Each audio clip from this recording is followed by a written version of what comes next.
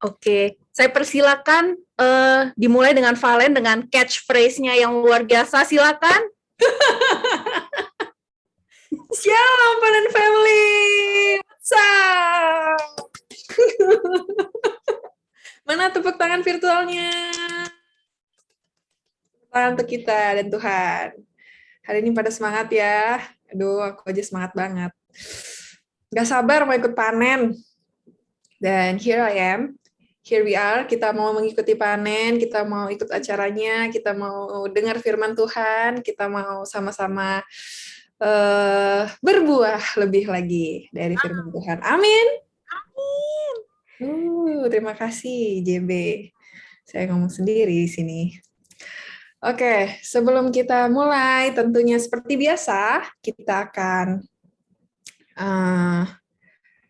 PW dulu ya. Kita mau nggak, gue bingung mau house rules dulu, house rules dulu apa mau PW? PW dulu ya. Oke, kita mau ambil waktu sejenak ya.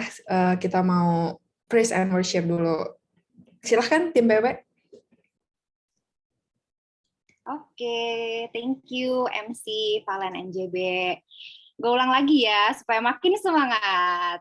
Shalom Panen Family. Woo! Biar panas ya. Oke. Selamat malam teman-teman semua. Apa kabar nih kita semua hari ini? Aku yakin kita semua di sini insya Yesus sehat dan penuh Roh Kudus ya. Oke, amin. Coba dong yang udah ready nih, buka kamera dong, terus dada-dada sama kita semua di sini nih. Kita semua cuman ketemu seminggu sekali loh. Mari buka yuk kameranya supaya kita bisa saling sapa, bisa ketawa bareng, bisa memuji Tuhan bareng nih sebelum kita PW. Dan juga biar teman-teman panen tuh nggak lupa muka kalian tuh kayak apa. Oke. Jadi yuk buka kamera ya yang udah ready. Yuk Adi jangan ketawa doang. Oke. Nah, puji Tuhan banget ya hari ini kita bisa diizinkan dan masih boleh ngumpul buat panen. Di muka-muka yang buka kamera sih udah sering panen nih, cuman mungkin ada beberapa yang baru pertama kali panen nih. So welcome semuanya, bukan suatu kebetulan bahwa kita semua tuh bisa hadir malam hari ini. Itu adalah bukti juga bahwa Tuhan tuh sayang banget sama kita. Dan Tuhan tuh ingin menyampaikan sesuatu yang spesial buat kita, setiap dari kita malam hari ini lewat Romo Hermanto pastinya. Tuhan pasti ingin membagikan isi hatinya. Nah, teman-teman sebelum kita mulai PW, aku mau ajak kita untuk take a deep breath. Oke, kita mau senyum. Senyum ya. Have positive vibes dulu. Terus aku mau ajak kita semua untuk reflect satu aja kejadian di hari ini, di minggu ini, di mana kita merasakan Tuhan itu hadir, Tuhan bekerja. Mungkin dari hal-hal yang positif, bisa juga dari hal-hal yang negatif. Bisa lewat orang tua kita, teman kerja, saudara kita, ataupun lewat media-media yang kita gunakan. Kita mau rasain cinta Tuhan yang begitu besar. Meskipun mungkin di hari-hari ini, di minggu-minggu ini mungkin ada banyak beban, banyak pergumulan, tapi kita mau bersyukur karena kita percaya bahwa Tuhanlah yang mengatur langkah hidup kita. Lagi mau mulus, lagi ada badai, kita percaya bahwa hidup kita ini udah dirancang sedemikian rupa sama Tuhan kita yang sangat mencintai kita. Dan apapun itu yang kita hadapi, itu semua adalah untuk menumbuhkan kita supaya kita bisa level up, bisa semakin mengenal Dia juga. Nah, maka dari itu kita mau sama-sama berani melangkah bersama Yesus. Kita nggak mau takut lagi. Kita mau percaya kalau Tuhan yang atur hidup kita, Tuhan yang akan pimpin hidup kita. Dan sehari demi sehari, selangkah demi selangkah, kita mau berjalan menuju kebebasan, menuju kebahagiaan kekal bersama Dia. Maka, mari kita angkat satu lagu pujian, Meski kita semua harus mute, tapi nggak apa-apa, kita nyanyiin dengan penuh syukur, dengan penuh sukacita, dengan hati kita. Kita nyanyiin lagu Tiap Langkahku.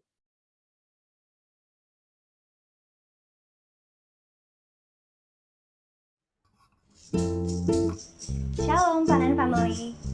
Ada tertulis bahwa manusia memikir-mikirkan jalannya, tetapi Tuhanlah yang menentukan langkah hidup kita. Kita sudah melihat banyak perbuatan ajaib Tuhan dari hidup Abraham sampai hidup kita sendiri. Maka dari itu kita bisa mencontoh Bapa segala iman kita juga mau melangkah bersama dengan Tuhan, melangkah bersama dengan Yesus. Kita nyanyikan lagu Tiap Langkahku dengan penuh doa. Tiap langkahku diatur oleh Tuhan, dan tangan kasih-Nya memimpinku. Di tengah badai dunia menakutkan, hatiku tetap tenang teduh. Tiap langkahku, ku tahu Tuhan yang pimpin ke tempat tinggiku dihantarnya, hingga sekali nanti aku tiba di rumah Bapa surga yang bakal.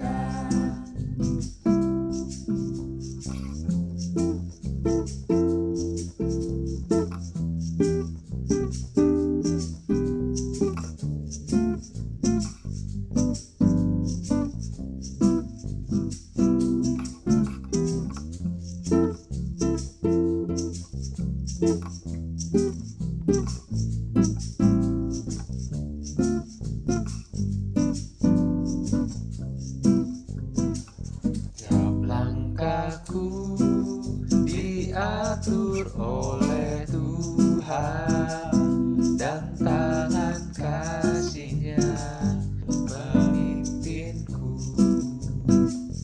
Di tengah badai dunia menakutkan, hatiku tetap tenang teduh. Tiap langkahku, ku tahu Tuhan yang pimpin ke tempat tinggiku dihantarnya, hingga sekali nanti aku tiba di rumah Bapa surga yang bakal. Di rumah Bapa, di rumah Bapa surga yang bakal. Di rumah Bapa, di rumah Bapa surga yang bakal.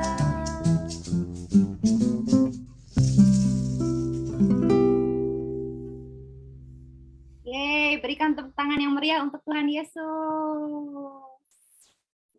Ya, oke. Nah, teman-teman, mari kita memulai panen, dan kita memulainya dengan doa. Dalam nama Bapa dan Putra dan Roh Kudus. Amin. Selamat malam, Bapak. Terima kasih Bapak atas hari ini, atas kesempatan kami untuk berkumpul pada malam hari ini untuk panen. Dan kami juga boleh memuji dan menyembah nama-Mu Tuhan lewat pujian tadi Tuhan. Semoga Engkau menyukai pujian kami tadi yang simpel itu Bapak, karena hidup kami ini adalah hanya untuk menyenangkan-Mu Bapak. Kami sangat senang dan bersyukur, kami bangga mempunyai Bapak dan Tuhan seperti Engkau, yang sangat-sangat awesome, yang sangat-sangat baik terhadap hidup kami. Terima kasih karena Engkau selalu mengajak kami ke tempat yang tinggi Tuhan. Engkau selalu mengajak kita untuk ke tempat yang lebih level up lagi, ke tempat yang lebih amazing lagi, ke tempat yang lebih challenging lagi, lebih dalam lagi, untuk mengenal-Mu dan untuk melakukan semua hal kecil ataupun besar bersama dengan-Mu Yesus. Terima kasih karena kami itu nggak pernah sendirian karena Engkau selalu mencintai kami apa adanya. Yesus, kami malam hari ini berkumpul, kami mau panen, mau mengenal Engkau lebih dalam lagi. Biarlah Engkau sendiri yang meraja dalam setiap acara kami malam hari ini, mulai dari internetnya, para petugasnya, pembicaranya Romo Antonius Hermanto, juga semua teman-teman yang hadir, Bapak, biarlah Engkau berikan hikmat-Mu, damai-Mu, sukacita-Mu, dan semoga oleh pengetahuan kebenaran-Mu yang kami belajar malam hari ini, kami bisa semakin dewasa, semakin mengerti isi hati-Mu, dan juga semakin mewarisi karakter ilahi-Mu juga. Untuk teman-teman yang mungkin sedang sakit, sedang jauh daripada Engkau, ataupun teman-teman kami yang sedang mengalami masa-masa perang di Rusia dan Ukraina ini, Tuhan, biarlah Engkau yang menjadi sumber pengharapan bagi mereka. Kami percaya bahwa tidak ada orang percaya yang hidupnya akan sia-sia, Tuhan. Biarlah nama-Mu saja yang dimuliakan lewat semua ujian ini. Bapak, ini adalah doa kami yang kurang sempurna, namun tulus Bapak dari setiap hati kami, semoga boleh berkenan di hati-Mu. Dalam nama Yesus Kristus, Tuhan pencipta dan harapan kami. Amin. Dalam nama Bapa dan Putra. Thank you, Mega. Buset, ini heboh sendiri. Iya, heboh. Habisnya video PW-nya bagus ya, teman-teman. Chill tapi enak gitu. Pasti Ya, teman-teman. setelah kita chill-chillan, asik-asikan nyanyi sama tim PW, kita ngapain nih sekarang? Oke, jadi sebelum kita, kan tadi kita sudah mengundang Tuhan untuk hadir di antara kita, untuk mendampingi kita selama sesi ini. Nah, kita juga sudah mempersiapkan hati. Nah, sekarang kita mempersiapkan lingkungan kita juga nih, supaya sesi hari ini berjalan dengan baik. Jadi, untuk meng-aid teman-teman membantu teman-teman dalam mengikuti sesi panen hari ini, kita ada beberapa guideline untuk teman-teman yang bisa teman-teman ikuti. Nah, itu, gercep banget. Udah di post sama ini ya, Babang Admin. Jadi teman-teman, yang pertama tolong buat teman-teman nih yang suka pakai account Zoom-nya buat ikut seminar gitu kan ya, webinar, biasanya namanya kan suka diganti-ganti. Nah, tolong diganti menjadi nama asli, seperti nama saya Jessica Budiman dan nama Valencia Isabella. Oh enggak deh, Valen Onggo. Nah, khusus untuk teman-teman yang sudah bukan merupakan OMK, boleh tolong info di chat box, misalkan saya bukan OMK, atau kalau bisa langsung rename namanya menjadi nama strip non-OMK. Itu memudahkan untuk teman-teman dari tim Usher kita, dari tim people kita untuk mendata gitu. Itu yang pertama.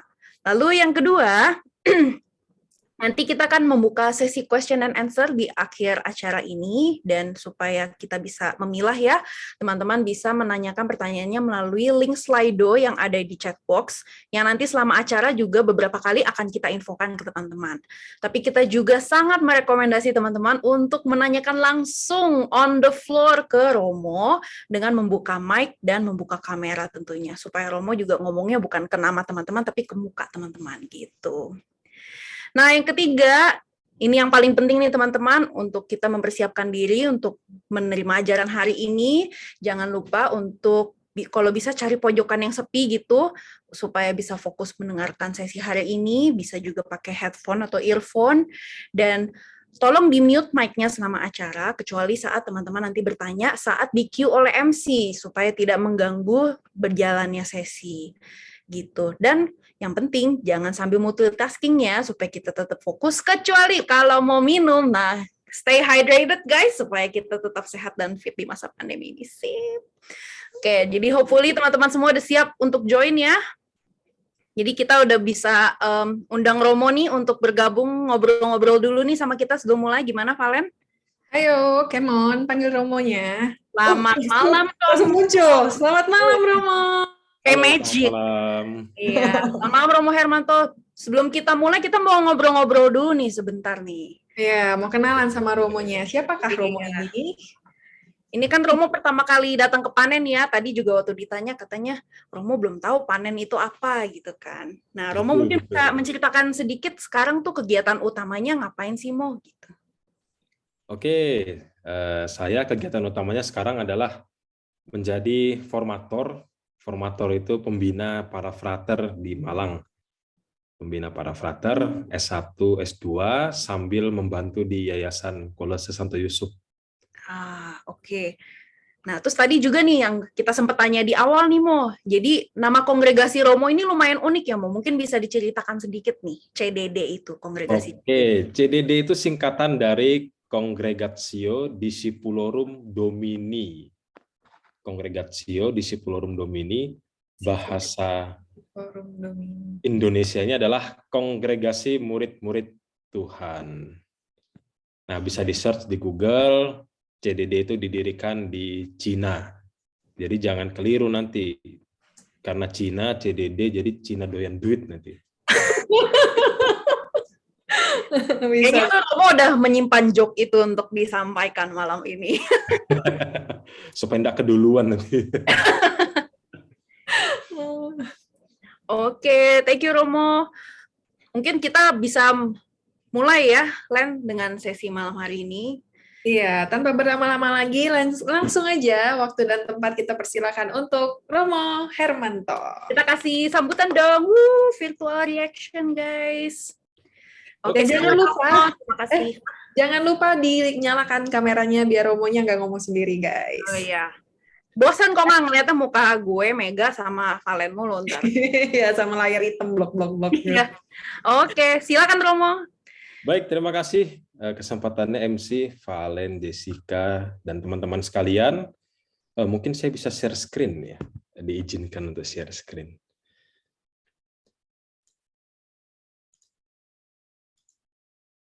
Karena materinya ini lumayan berat. Seberat beban hidup. Dari Waduh, Joy ya, Joy yang akan bantu. ya, nggak seberat beban dosa juga. Joy, mohon Joy dibantu. tolong bantu, iya. Oke. Oke, udah, thank you. Nah, hari ini tema yang dimintakan ke saya itu sebenarnya temanya bukan satu tema khusus, tapi judulnya Debunking of Catholic apa gitu. Saya juga sudah lupa karena bahasa Inggris. Terus teman saya ada yang komentar di IG, waduh saya kira salah baca. Saya bacanya drinking alkoholik apa gitu. Nah, jadi hari ini kita membahas tentang beberapa persoalan yang ada berkaitan tentang sakramen dan kitab suci. Jadi saya tidak mengambil tema khusus, saya hanya mengambil beberapa bagian yang mungkin menjadi persoalan teman-teman. Istilahnya persoalan di akar rumput gitu, yang biasanya didiskusikan, ditanyakan oleh orang-orang Protestan maupun orang-orang non-Katolik lainnya. Semoga pembahasan ini tidak membuat teman-teman tertidur semua. Tapi kalau ada yang mau tertidur, pasti ini akan sangat membantu. Saya akan share screen, PowerPoint. Oke. Nah, kelihatan ya? Ya, kelihatanmu. Oke. Kita akan membahas tentang Alkitab dan sakramen. Pembahasannya nanti adalah Alkitab dulu akan kita bahas, mulai dari kita brainstorming dulu, penyeragaman konsep tentang kitab suci, supaya kita punya pemahaman yang sama. Baru setelah itu kita bahas tema-tema khususnya, termasuk nanti sakramen juga akan seperti itu. Kita bahas secara umum, brainstorming, samakan persepsi, barulah kita membahas apa sih yang terjadi dengan sakramen. Nah, ini ada satu quote menarik, Fides quaerens intellectum, iman yang mencari pemahaman. Ya, terjemahannya macam-macam sih. Fides itu iman, quaerens itu mencari, intellectum itu yang berkaitan dengan intelektual. Bisa jadi iman yang mencari pertanggungjawaban juga bisa, iman yang mencari pengertian juga bisa. Pokoknya intinya adalah iman itu harus bisa dimengerti dengan akal budi, dengan otak, dengan logika. Jadi nggak bisa kita cuma iman yang buta. Mintalah maka kamu akan diberi. Ya, kata Yesus itu, lalu kita minta-minta saja. Karena tidak diberi kita protes. Kan kata kitab suci minta saja, tapi kok saya tidak diberi lalu pindah ke tempat lain. Tapi yang dimaksud gereja adalah iman itu harus dipahami. Tidak bisa hanya iman secara buta. Oke, kita langsung saja mulai. Kita akan membahas tentang Alkitab pertama ya, Alkitab. Saya akan ambilkan Alkitab dulu supaya ada contohnya. Alkitab. Nah, ada dua pertanyaan penting ketika kita membahas Alkitab. Apa itu Alkitab? Dan bagaimana gereja memandang Alkitab? Oh ya, teman-teman, kalau saya sudah terlalu banyak omong kosong, diingatkan ya, supaya jangan terlalu lama nanti materi saya ini. Langsung dipotong aja, nggak apa-apa. Apa itu Alkitab dan bagaimana gereja memandang Alkitab? Nah, dua pertanyaan ini harus kita pahami bersama supaya bisa membahas lebih lanjut tentang Alkitab. Oke, apa itu Alkitab? Nah, barangkali kita gampang mengatakan, apa itu Alkitab? Ya, kita sudah tahu, Al itu suci, lalu kitab itu buku. Maka Alkitab adalah buku suci. Saya tidak tahu apakah Alfamart itu juga termasuk Famart yang suci, karena ada alnya juga. Ya, tapi yang jelas itu sudah umumlah kita ketahui bersama, buku suci. Tetapi saya ingin memperdalam lagi pengertian teman-teman tentang Alkitab. Tapi kita jangan berpikir dulu Alkitab itu sebuah buku yang suci. Tinggalkan dulu itu semua. Kita lihat Alkitab ini polos apa adanya seperti ini. Nah, Alkitab pertama-tama adalah sebuah buku. Harus diingat itu teman-teman. Alkitab pertama-tama adalah sebuah buku yang bisa dijejerkan dengan buku lainnya. Nah, ini saya pakai buku karya Ayu Utami, Pengakuan Eks Parasit Lajang. Kebetulan saya mempersiapkan bahan ini juga membaca dari sini. Bisa dijejerkan, artinya apa? Kitab suci ini sama-sama buku dengan ini. Bisa dibandingkan. Nah, seperti itu. Berbeda konsep dengan tetangga kita, saudara kita yang sebelah. Misalnya Al-Quran misalnya. Oh, Al-Quran itu hanya sebuah buku, bisa dibandingkan dengan ini. Wah, ya bahaya. Pulang nggak selamat nanti. Tapi gereja Katolik itu melihat Alkitab itu pertama-tama adalah sebuah buku, buku besar ini. Buku namanya, judulnya Alkitab. Dan Alkitab sebagai sebuah buku itu merupakan suatu perpustakaan kecil. Isinya 73 buku. 46 perjanjian lama, 27 perjanjian baru. Tapi dirangkum menjadi satu buku yang bernama Alkitab. Istimewa sekali. Nggak ada buku lain yang namanya Alkitab, dan nggak ada buku lain se-bestseller Alkitab. Nggak ada. Hanya Alkitab yang diterjemahkan ke berbagai ratusan bahasa daerah dan negara. Buku lain saya kira tidak ada. Nah, itu Alkitab sebagai sebuah buku. Itu harus kita sadari, teman-teman. Jangan dianggap ini sebagai karena Alkitab buku suci, maka kita biarkan saja dia di pojok doa kita sampai berdebu, sampai lengket kembali seperti baru. Tidak. Tapi sebagai sebuah buku, maka harus dibaca gitu. Sebagai harus dibaca. Sama kayak kita punya buku novel, buku self-improvement, dan lain sebagainya. Sama. Nah, lalu yang kedua, Alkitab itu sebagai sebuah buku ditulis oleh manusia dari berbagai zaman, kalangan, dan generasi. Harus kita ingat dan kita pegang baik-baik ini. Apa contohnya? Contohnya adalah kitab Kejadian dalam kisah penciptaan. Saya tidak tahu teman-teman itu pernah mendapat materi ini atau merasakan sendiri. Kisah penciptaan kita itu sebenarnya ada 2. Kejadian 1 sampai bab 2 ayat 4a dan Kejadian 2 4b sampai 25. Nah, silahkan nanti baca sendiri lalu temukan perbedaannya di mana. Itu mau menunjukkan bahwa kitab suci sebagai sebuah buku, sebagai sebuah tulisan ditulis oleh manusia dari berbagai zaman, kalangan, dan generasi.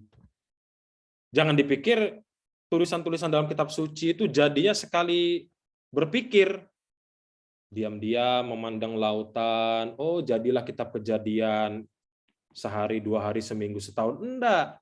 Tapi itu dari berbagai zaman, kalangan, dan generasi. Makanya para ahli enggak bisa memastikan dengan jelas kapan ditulis dan siapa pengarangnya. Tidak. Nah, contoh dalam kisah penciptaan itu ditunjukkan bahwa kisah penciptaan ditulis oleh 2 kalangan, 2 tradisi Elohis dan Yahwis. Makanya teman-teman bisa lihat di situ perbedaannya. Di bagian pertama Tuhan Allahnya beda, Allah. Di bagian kedua ditulis Tuhan Allah. Kan berbeda. Karena kalangannya berbeda dan generasinya berbeda. Tapi intinya adalah Alkitab itu buku ditulis oleh manusia. Jadi bukan diturunkan langsung dari Allah. Allah mendiktekan sabdanya, wah indah sekali. Maka bahasa tertentu disebut sebagai bahasa Allah. Oh ya, enggak bisa begitu. Ya itu harus kita sadari bersama. Bahwa Alkitab adalah sebuah buku dan ditulis oleh manusia dari berbagai zaman, kalangan, dan generasi. Maka kalau kita membaca kitab suci, mau tidak mau, kita harus ingat bahwa siapa menulisnya, zaman kapan, latar belakangnya apa, kenapa seperti ini, itu harus bisa kita pahami. Jangan terjadi kita membaca kitab Imamat yang isinya hukum-hukum lalu menilainya dengan zaman sekarang. Wah, itu kurang tepat. Maka kalau kita sadar bahwa kitab suci itu ditulis dari zaman, kalangan, dan generasi yang berbeda, maka kita bisa paham nanti apa sih maksud dan kehendak penulis kitab suci, maksud dan kehendak Allah. Nah, lalu yang kedua, bagaimana gereja memandang Alkitab? Ini juga penting, teman-teman. Setelah Alkitab itu tadi kita lihat dan kita pahami sebagai sebuah buku dan ditulis oleh manusia, lalu bagaimana sih pandangan gereja tentang Alkitab? Nah, pertama-tama, Alkitab itu adalah buku iman. Maka jangan salah sangka. Alkitab bukan buku sejarah, buku ilmu. Maka kalau berdebat tentang awal mula dunia ini, jangan berdebat berdasarkan kitab Kejadian. Yang nggak ketemu. Orang fisika berdebat sama orang teologi kitab suci tentang dunia, penciptaan dunia awal mulanya. Yang nggak cocok, nggak masuk. Karena apa? Karena kitab suci Alkitab itu adalah pertama-tama buku iman. Buku iman, karena ini buku iman ditulis oleh manusia, maka ada sejarahnya. Nah, lihat itu. Apa buktinya ada sejarah? Ada tokoh, ada nama tempat, ada nama peristiwa yang memang ada kaitannya. Tetapi pertama-tama kitab suci itu adalah buku iman. Jadi jangan menilai sejarah lewat kitab suci. Memang kitab suci ada sejarah, tapi bukan itu yang pertama-tama. Kitab suci bukan buku sejarah, tapi pertama-tama adalah buku iman. Lalu yang kedua, gereja memandang Alkitab itu sebagai buku kesaksian tentang Allah dan jawaban manusia. Nampak sekali Perjanjian Lama bicara tentang Israel. Dan pasti ada Allah di situ. Kalau teman-teman bisa membuktikan di situ satu saja buku kitab suci yang tidak menyebut nama Allah atau tentang Allah, wah luar biasa. Itu pasti para perumus kanon kitab suci waktu itu lagi ngantuk. Semua tulisan dalam kitab suci pasti membahas tentang Allah. dan juga membahas jawaban manusia. Misalnya panggilan Abraham tentang Allah yang memanggil umat Israel, dan jawaban manusia yang diwakili oleh Abraham. Itulah dia, kesaksian. Dalam perjanjian baru, Allah ini diwujudkan dalam diri Yesus Kristus. Jawaban manusianya apa? Para rasul, umat, para murid Yesus yang mengikuti dia. Nah, jadi Alkitab, buku iman, buku kesaksian tentang Allah, dan juga jawaban manusia. Ini harus kita pegang sungguh. Nah, yang terakhir adalah Alkitab itu sabda Allah dalam bahasa manusia. Maka kalau dalam bahasa manusia, sabda Allah itu terikat dengan budaya dan kondisi penulisnya juga. Harus diingat. Jadi kalau membaca kitab suci, kita tidak bisa membaca dengan polos-polos saja. Siapa di balik semuanya itu? Gereja meyakini bahwa para pengarang kitab suci memperoleh inspirasinya dari Roh Kudus. Dari Roh Kudus. Dalam bahasa manusia. Kalau nggak dalam bahasa manusia bagaimana? Nah, itu repot. Allah punya bahasa sendiri. Apakah mungkin kita mengenalnya? Wong bahasa binatang aja kita nggak bisa kenal ya. Apalagi bahasa Allah. Maka Allah berbicara dalam bahasa manusia. Nah, inilah pemahaman-pemahaman dasar yang harus kita pahami dalam memperdalam pemahaman pengetahuan kita tentang kitab suci. Ini dipegang dulu, ya. Jadi Alkitab itu sebuah buku ditulis oleh manusia dari berbagai zaman, dari berbagai kalangan. Lalu gereja memandang Alkitab sebagai buku iman, buku kesaksian tentang Allah dan jawaban manusia, serta sabda Allah dalam bahasa manusia. Nah, lalu kita mulai masuk ke dalam beberapa persoalan tentang Alkitab. Nah, ini sudah mulai hal yang praktis. Ada istilah deuterokanonika, sola scriptura, yang menjadi perdebatan sampai hari ini, dan pasti orang Katolik banyak kali bingung dengan hal ini. Lalu, patung, nah ini persoalan klasik, tapi masih juga menjadi persoalan, disebut tidak alkitabiah. Nah, kita akan membahas pertama-tama tentang istilah deuterokanonika. Deuterokanonika berarti kanon kedua. Deutero itu kedua, kanonika itu kanon.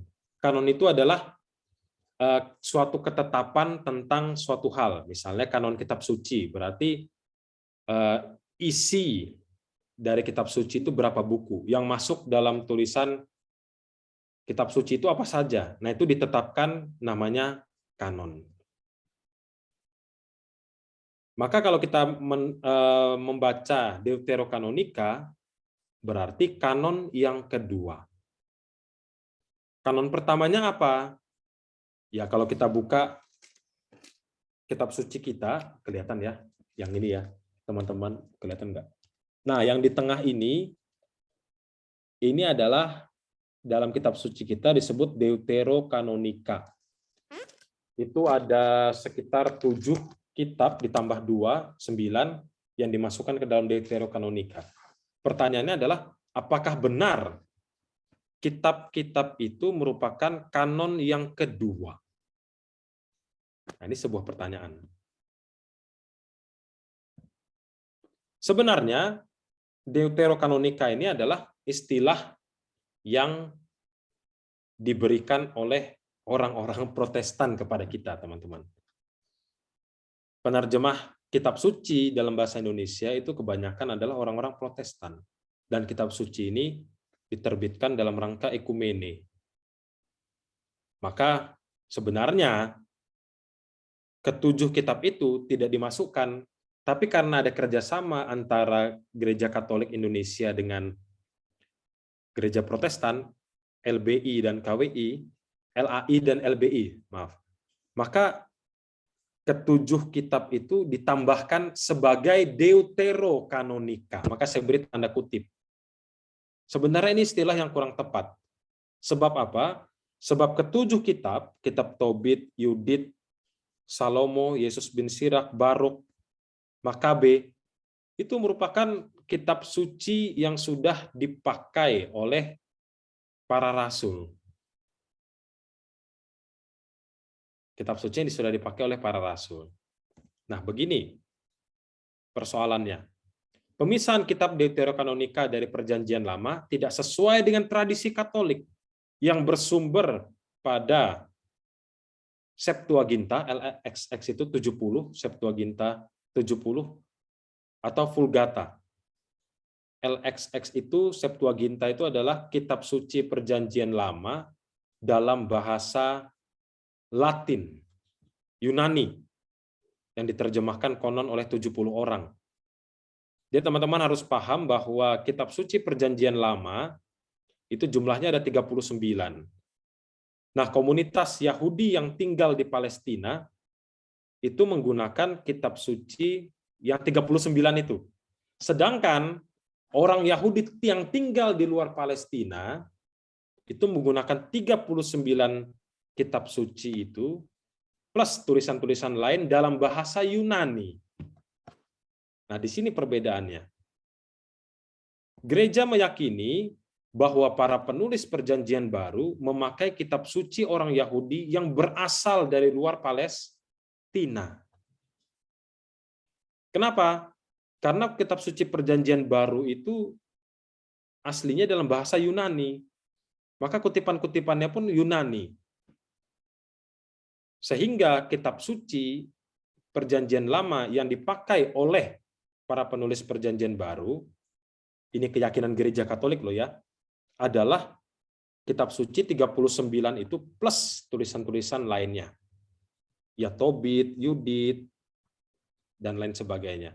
Sedangkan Protestan mengikuti kanon kitab suci orang Yahudi yang tinggal di Palestina, yaitu 39 kitab itu yang berbahasa Ibrani. Nah, semoga teman-teman bisa menangkap permasalahannya ada di mana. Sehingga orang-orang Protestan tidak memasukkan 7 kitab itu ke dalam kitab sucinya. Sebagai jalan tengah, win-win solution, maka ditambahkanlah kitab itu sebagai deuterokanonika, dalam tanda kutip.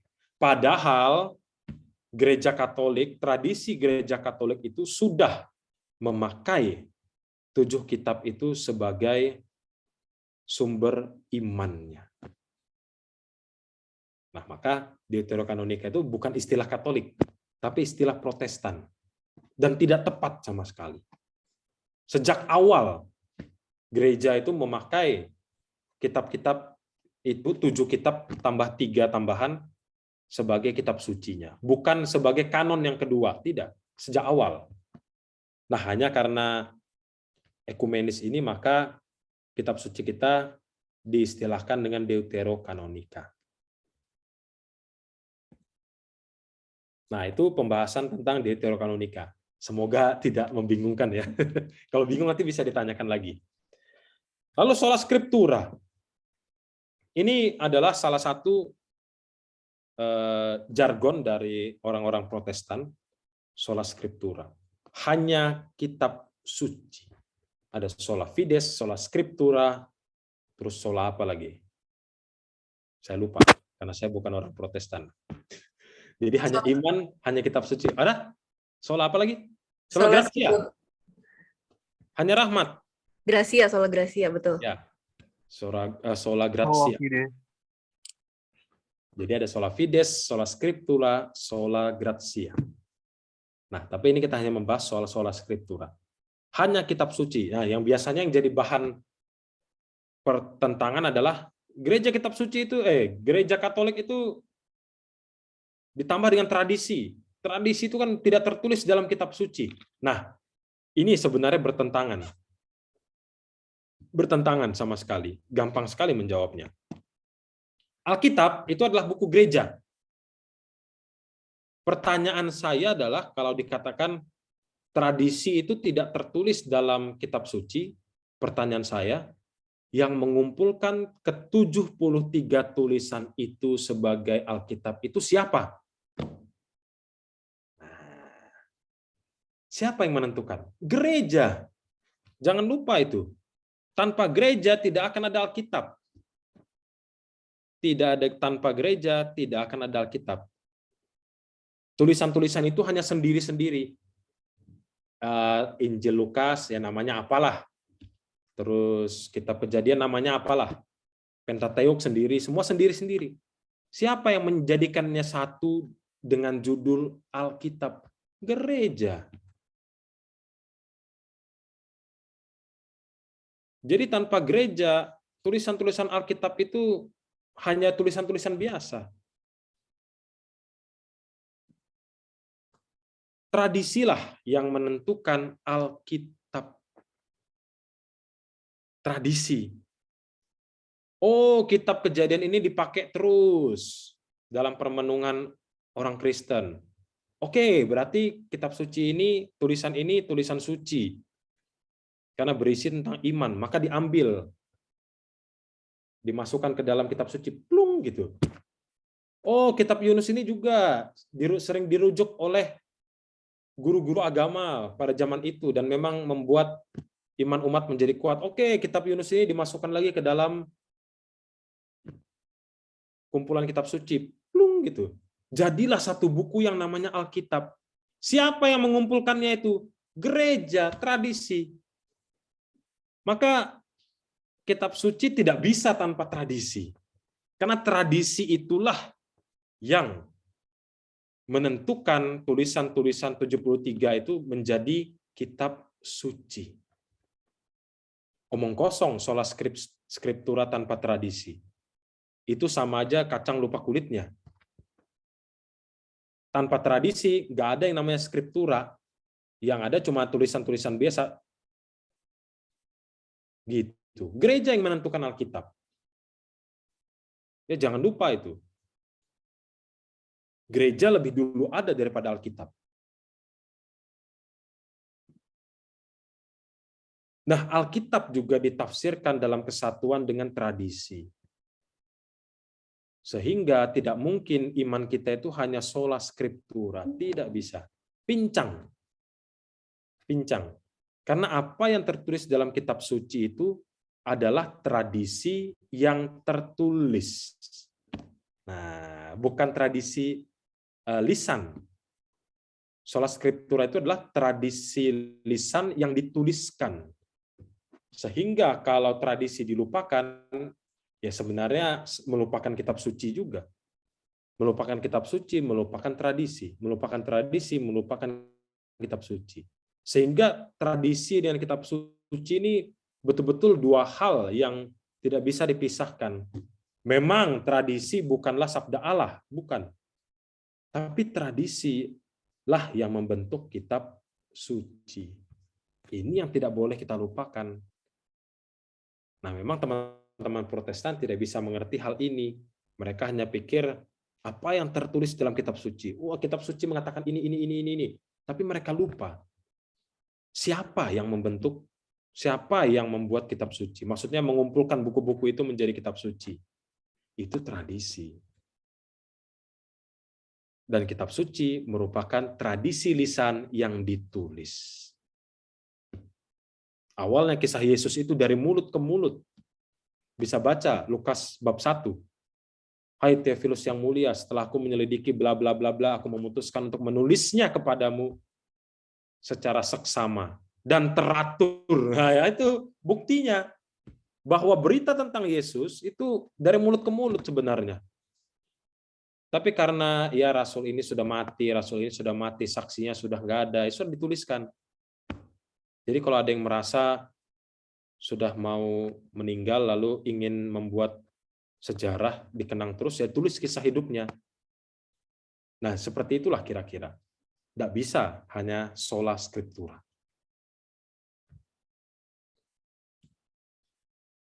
Tidak cukup iman hanya berdasarkan Alkitab.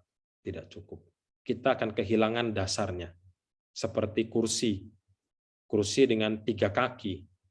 Ada kitab suci, ada tradisi, ada magisterium. Orang Ortodoks kehilangan magisterium, tinggal 2 kaki. Orang Protestan tinggal 1 kaki, sola scriptura. Kursi cuma 1 kaki itu gimana coba? Tidak akan seimbang. Ya, ini tentang sola scriptura. Nah, lalu kita melompat ke tema berikutnya. Katolik menyembah patung, benarkah? Ini tidak alkitabiah. Oke, baik. Kita akan runut dulu satu persatu. Simpel sekali. Apa sih fungsi patung? Fungsi patung itu mirip dengan foto. Kalau kita ingat mama kita, apalagi kayak saya yang imajinasinya tidak begitu bagus, saya membutuhkan foto untuk memori tentang mama saya. Apakah saya menyembah mama saya itu? Enggak sama sekali. Ya kan? Jadi patung itu mirip dengan foto, kenangan, memoria. Supaya apa? Supaya kita punya ikatan batin dengan orang yang kita kenang dalam patung dan foto itu. Apakah ada unsur penyembahan di situ? Tidak sama sekali. Itu mereka yang aneh-aneh aja yang pikir patung lalu penyembahan. Tidak.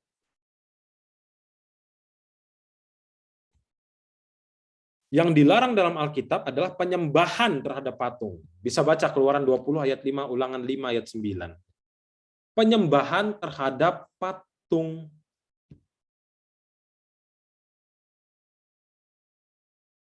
Di Malang karena Romo Hermanto berbuat baik, dibuatkanlah patung sebagai tanda penghormatan.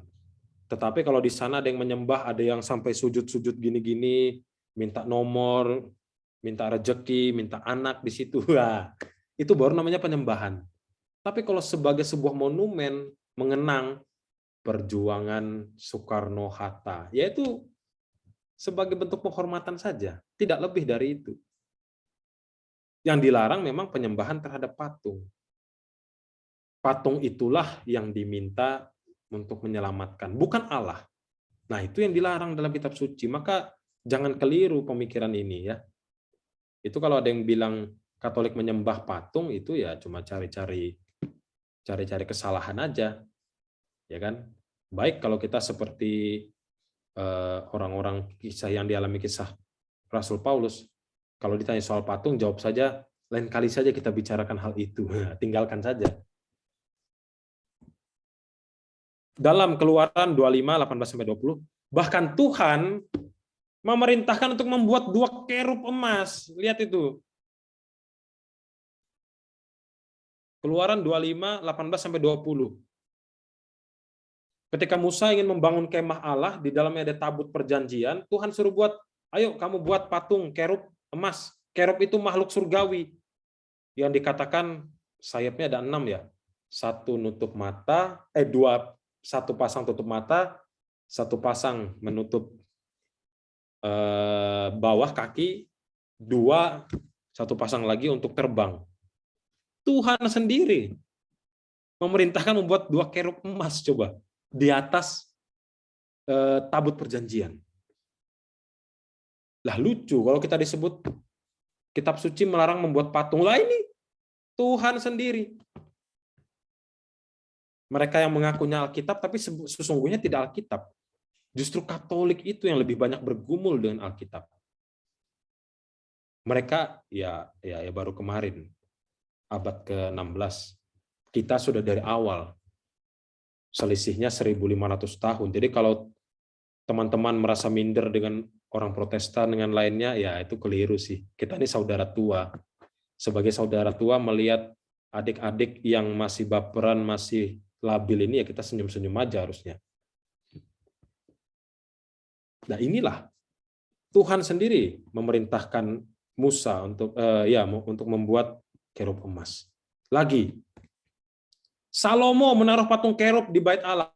Ini lihat, Salomo orang yang paling bijak di dunia pada waktu itu menaruh patung kerub di bait Allah. Di mana logikanya kalau disebut patung itu tidak boleh dibuat? Padahal Salomo sendiri menaruh patung di bait Allah. Masa Allah yang melarang tapi Salomo sendiri pasang patung di situ? Lalu lihat lagi, contoh lagi. Ada ular tembaga yang dipasang di bait Allah. Lihat itu. Patung ular tembaga. Luar biasa ini. 2 Raja-Raja 18 ayat 4.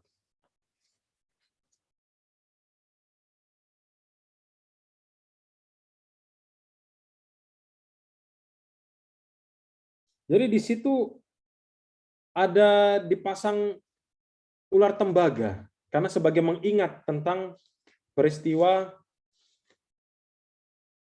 orang Israel yang keluar dari Mesir. Lalu kalau Tuhan melarang pembuatan patung, ngapain Tuhan juga rela dipasangi patung di dalam rumahnya sendiri? Ini nggak masuk akal.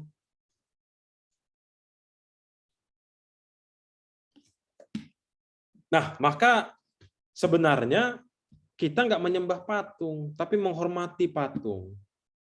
Dan patung itu sebagai penanda, sebagai memoria. Nah, pembuatan patung dengan latar belakang penyembahan ada dalam kitab Kejadian 31-30. Keluaran 32, patung lembu. Ah, itu jelas. Ketika orang Israel itu putus asa di padang gurun, lalu ada yang nyeletuk, wah Allah kita ini ternyata nggak kuasa. Yuk kita nyembah lembu aja, kembali ke kepercayaan asal kita. Mereka buat dari emas, copot antingnya, dibakar, buatlah lembu emas, dijunjung tinggi-tinggi, mereka menyembah, selamatkanlah kami. Nah, itu yang dimaksud, menyembah patung. Maka kalau kita di gereja kita ada patung Hati Kudus Yesus, patung Bunda Maria, kita harus hati-hati, jangan sampai kita terlalu mengkultuskan patung itu. Misalnya memohon rahmat kesembuhan dari Bunda Maria sampai bersembah sujud, sampai apa, itu nggak perlu. Sebab apa? Sebab patung itu hanya perantara kita untuk mengenal pribadi. Tapi Allah sendirilah yang memang menurunkan rahmat. Orang Katolik juga jangan sampai kelewat batas. Menghormati tapi kelewatan gitu. Jangan. Kita harus tetap ingat orang-orang kudus, patung Bunda Maria itu statusnya apa? Tapi Allah yang mesti kita sembah. Ya kecuali patung Yesus, ya Yesus karena Tuhan. Tapi bukan kepada patung itu sebenarnya. Patung hanya sarana perantara kita untuk mengenal. Tidak lebih dari itu. Sisanya adalah iman kita kepada Allah, kepada Yesus sendiri. Jadi sekali lagi, jelas Gereja Katolik tidak menyembah patung. Patung digunakan untuk penghormatan dan sebagai sarana, seperti foto tadi. Maka gampang sekali menjawabnya kalau ada orang Protestan yang menyerang kita dengan ini. Katolik menyembah patung, tanya aja lah, kamu punya foto nggak di rumah? Foto itu kamu sembah nggak? Enggak, sudah selesai, sudah nggak usah lanjutkan diskusi lagi. Sudah jelas jawabannya. Nah, seperti itu. Nah, oke, ini bagian tentang kitab suci ya. Saya ambil 3 masalah, 3 persoalan yang sering kali terjadi antara kita dengan orang Protestan dan agama lain. Selanjutnya adalah tentang sakramen. Sakramen itu berasal dari kata Latin sacramentum, Yunani mysterion. Jadi terjemahannya 2 kali sebenarnya. Dari bahasa Yunani ke Latin, Latin ke bahasa Indonesia. Tentu ada pergeseran makna. Tapi secara ringkas adalah mysterion, sakramentum itu yang tersembunyi. Tidak bisa dinalar dan tidak bisa dibuka. Itu makna aslinya. Tetapi sekarang dalam Katekismus Gereja Katolik 774, sakramen itu berarti karya keselamatan Yesus Kristus yang diwujudkan dalam ketujuh sakramen. Sakramen itu sendiri apa? Tanda dan sarana. Tanda itu berarti yang kelihatan dengan indera. Dilihat dengan mata, didengar, terus apa lagi? Dirasakan dengan kulit, dicecap dengan lidah. Gitu. Semua sakramen punya tanda yang kelihatan dengan indera, itu harus jelas. Lalu sarana adalah cara. Maka sakramen itu adalah cara mencapai keselamatan dan tanda keselamatan yang bisa kita lihat. Nah, itu secara singkat. Apa itu sakramen? Nanti bisa dibaca sendiri di KGK 774. Nah, apa sih persoalan yang ada tentang sakramen? Saya mencatat ada 3 atau 4 perkembangan sakramen. Lalu baptisan bayi disebut tidak sah. Pengakuan dosa tidak alkitabiah. Lah, ini biasanya dengan kawan-kawan Protestan ini. Lalu yang terakhir, Katolik melawan kesetaraan gender. Ini kalau dibahas bisa panjang sekali. Apalagi terutama dengan kaum-kaum feminis yang ingin sekali menggolkan imam wanita. Nah, ini menarik. Ya. Oke, kita akan lihat secara ringkas satu persatu. Perkembangan sakramen. Sampai dengan abad ke-11, berkembang banyak ritus dan ibadat yang secara umum disebut sakramen. Jadi, tidak ada satu definisi yang pasti tentang sakramen. Dan kelompoknya apa saja. Ya, ini yang menarik. Ya, sakramen ini kalau dilihat sejarahnya sangat menarik dan mendalam sekali. Jadi bayangkan dari awal gereja terbentuk sampai abad ke-11 tidak ada satu rumusan yang pasti sakramen itu apa, nggak ada. Tapi di tempat-tempat itu banyak ritus dan ibadat disebut sakramen.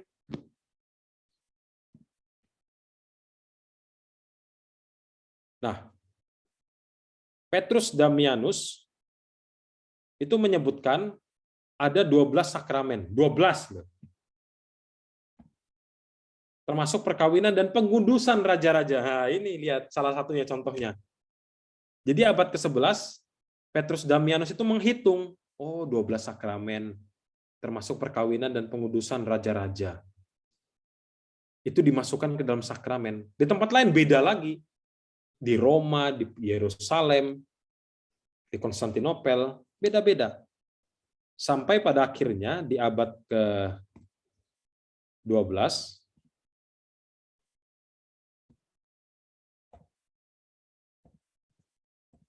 mana dia? Sebentar. Nah ini. Sampai di abad ke-12, seorang uskup Paris bernama Petrus Lombardus mendefinisikan sakramen sebagai tanda rahmat Allah dan bentuk rahmat yang tak kelihatan sedemikian rupa. Sehingga tanda itu menjadi citranya, citra Allah sekaligus penyebab rahmat. Jadi sakramen itu merupakan sebab akibat, kausalitas bahasa tingginya. Dan Petrus Lombarduslah yang mengelompokkan sakramen-sakramen itu. Sakramen-sakramen yang menyebabkan rahmat ada 7. Baptis, Krisma, Ekaristi, pengampunan, pengurapan orang sakit, tabisan, dan perkawinan. Dan ini bisa dicatat teman-teman ya. Jadi orang yang memberikan ide tentang 7 sakramen itu adalah Petrus Lombardus. Dan pemikirannya ini diterima sampai sekarang. Memang unik bahwa penetapan 7 sakramen ini tidak dibarengi dengan satu dokumen gereja yang resmi. Tetapi langsung ditetapkan dalam konsili. Jadi kalau teman-teman cari dokumen gereja, tentang 7 sakramen, ya hanya ditemukan di katekismus, nggak ada di motu proprio, ensiklik, surat apostolik, nggak ada, tapi langsung di katekismus Gereja Katolik. Nah, ini sejarah perkembangan sakramen sampai hari ini. Apakah bisa berubah? Kita nggak tahu perkembangan gereja. Ya, yang jelas sekarang ini ya kalau saya lihat belum ada sih pemikiran ulang tentang 7 sakramen ini.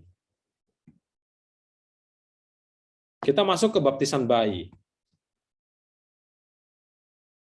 Mereka mengatakan baptisan bayi itu tidak sah.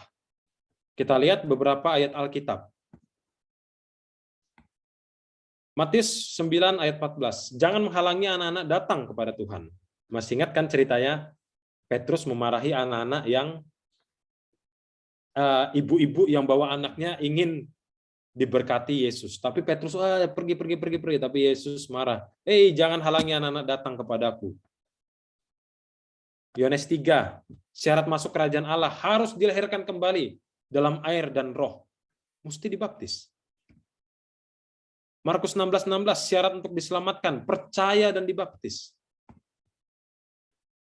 Matius 28 19 ayat 20.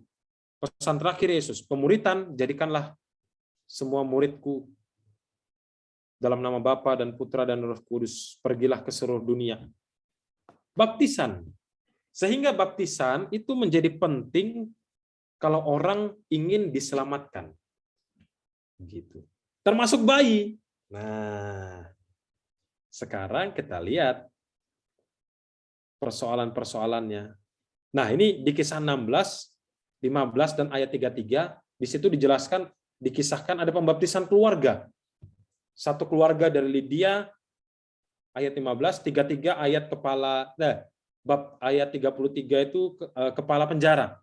Satu keluarganya dibaptis. Kalau ada bayi, pasti bayi juga dibaptis. Nah, ini dasar kitab sucinya. Lalu sekarang beberapa pertanyaan dari mereka adalah,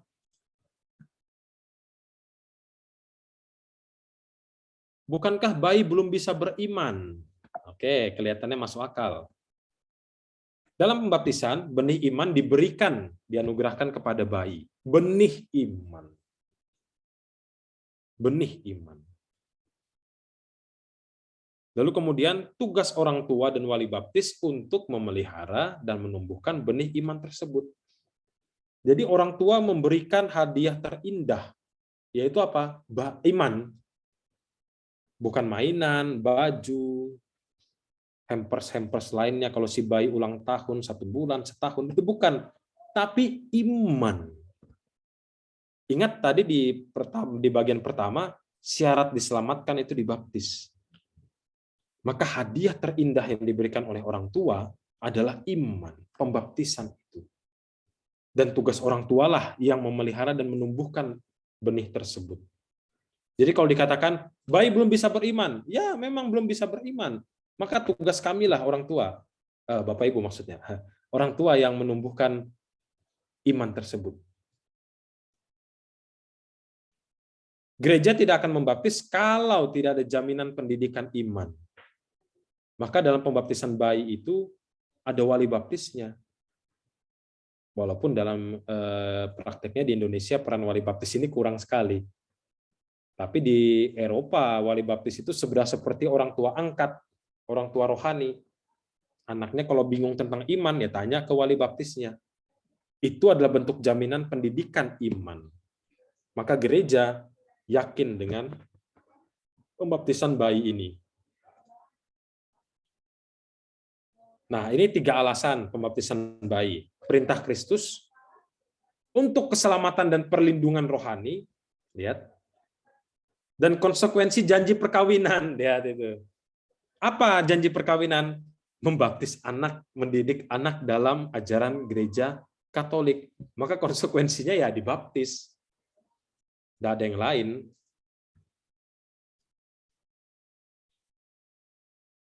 Lalu apakah baptisan bayi merenggut kebebasan? Nah, ini juga sekilas pertanyaannya kelihatannya logis, tapi sebenarnya enggak juga.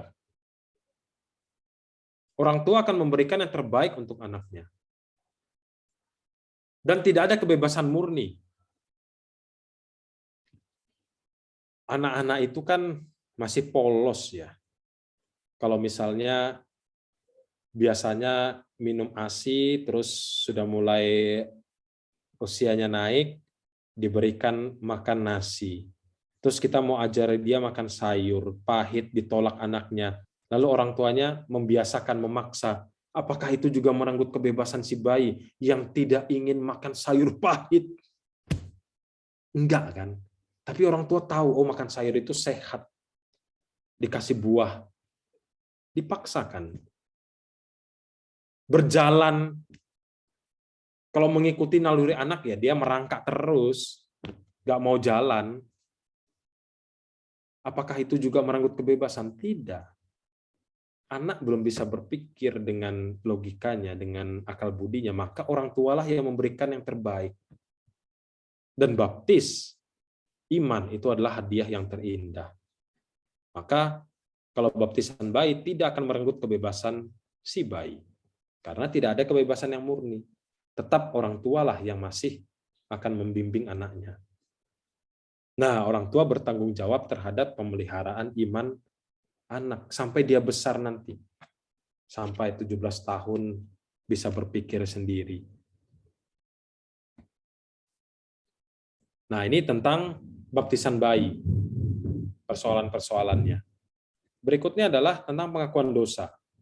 Permasalahannya adalah mengapa mengakukan dosa kepada Allah lewat gereja dan tidak langsung kepada Allah atau kepada yang bersangkutan. Ini nggak sesuai dengan Alkitab yang menyatakan bahwa Allah lah yang mengampuni dosa. Yohanes 1 Yohanes 1 ayat 9 dan Matius 6 ayat 15. Bertentangan. Nah, sekarang kita lihat dasar kitab sucinya apa. Matius 16:19, Yesus memberi kuasa kepada Petrus. Engkaulah Petrus. Oh, bukan. Ini tentang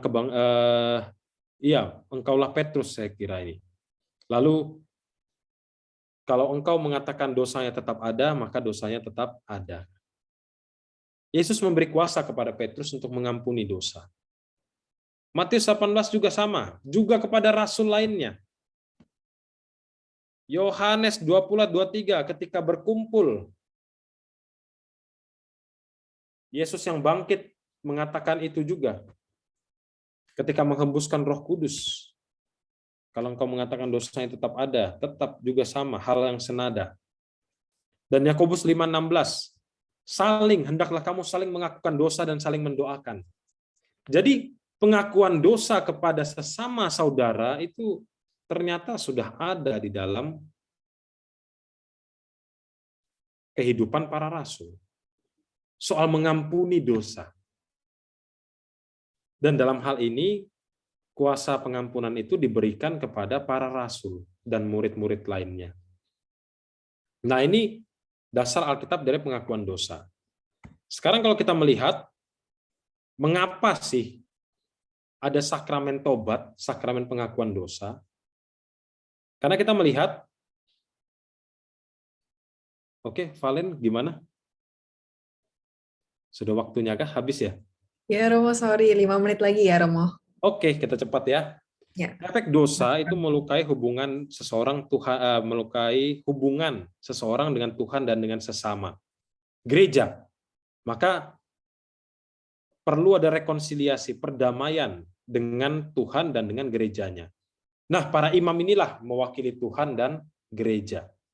Maka sakramen tobat memberikan kepastian bahwa pendosa telah berdamai dengan Allah dan dengan gereja. Kalau hanya berdamai dengan Allah, ya tanda lainnya nggak kelihatan. Tapi kalau dengan sakramen tobat, dengan gereja itu menjadi semakin jelas. Berdamai dengan sesama yang diwakili oleh para imam. Jadi bukan mengakukan dosa kepada imam saja, bukan. Tapi sebenarnya kepada Allah dan kepada gereja. Nah, sekarang kita lihat terakhir, sakramen imamat diskriminasi apakah benar? Nah, menurut keyakinan gereja Katolik, hanya pria yang dapat menjadi imam. Sebab kenyataannya Yesus Kristus memilih para rasulnya, pembantu dekat-dekat lainnya adalah kaum pria saja. Ini karena Yesus sendiri yang melakukan, bukan karena wanita lebih rendah. Bukan. Alasannya kenapa? Itu bisa bicara panjang lebar itu nanti. Tapi yang jelas Yesus memilih para rasul dari kalangan pria.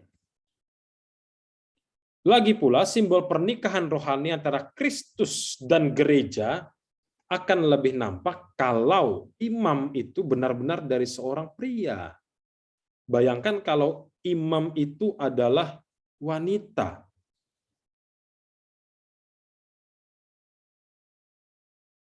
Nggak cocok. Gambaran ini nggak akan kelihatan. Karena Kristus mempelai pria dan gereja itu mempelai wanita. Ini pernikahan rohani, mempelai. Kalau Kristusnya itu pria, imamnya wanita, gambaran ini nggak akan cocok wanita dengan wanita.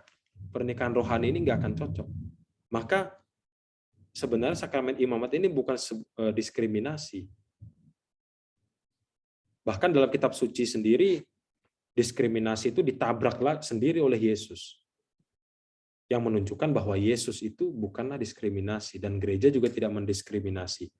Bahkan dalam kehidupan gereja banyak sekali perempuan-perempuan, wanita-wanita kudus yang merupakan contoh dan teladan iman gereja.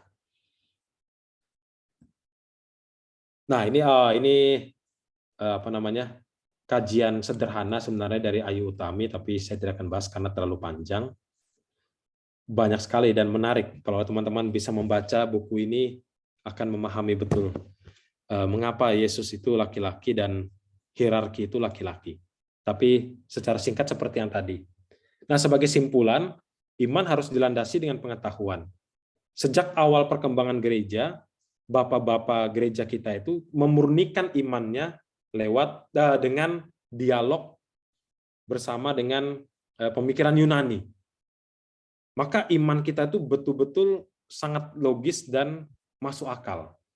Bukan hanya sekedar iman yang buta, iman yang diterima begitu saja, tidak. Tetapi iman ini mengalami proses pemurnian yang terus-menerus sepanjang zaman. Sehingga iman gereja kita adalah iman yang benar menurut kehendak Allah. Karena dilandasi dengan hati dan juga dengan pikiran. Karena salah satu anugerah Allah kepada manusia itu adalah pikiran. Sehingga tidak bisa pikiran dan perasaan iman itu dilepaskan. Maka tepatlah tadi quote di awal materi saya ini adalah fides quaeres intellectum. Iman yang mencari pemahaman. Tidak bisa hanya iman, tidak bisa hanya pengetahuan saja. Tapi dua-duanya harus berjalan.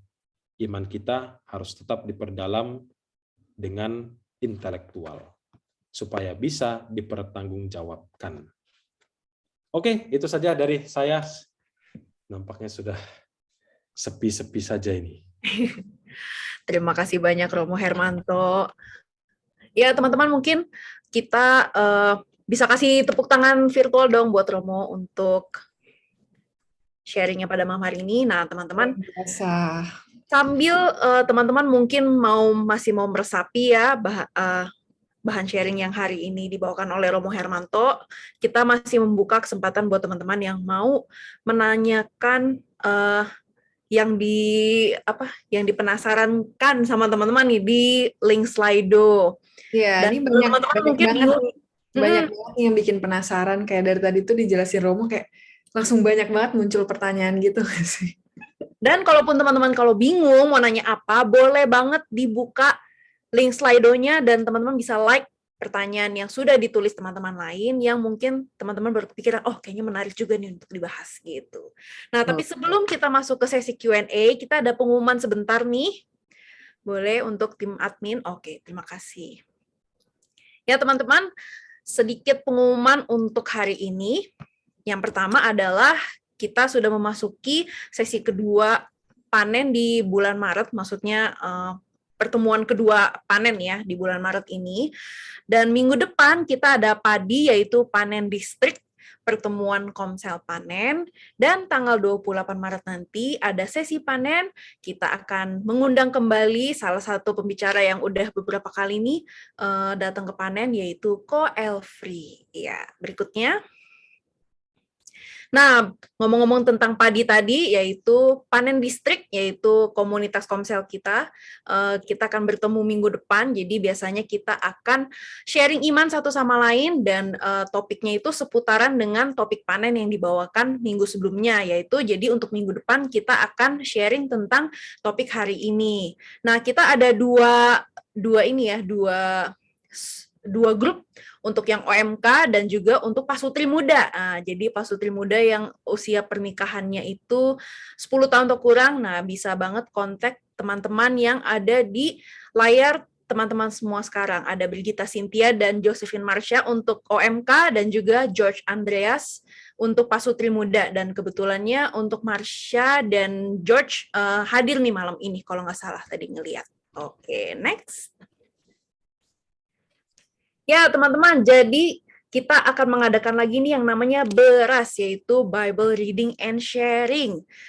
Jadi kita ngumpul bersama teman-teman lain di grup WhatsApp nih ya, kita akan membahas tentang perikop-perikop yang sudah dipilih oleh teman-teman kita. Nah, tahun ini kita agak beda nih approach-nya. Jadi bukan pakai bacaan per kitab, tapi menggunakan tema yaitu Dear Parents. Jadi ayat-ayatnya sudah disusun oleh tim panitia BERAS. Nah, jadi temanya tadi adalah Reconnecting with Parents. Jadi apa aja sih yang bakal didapetin?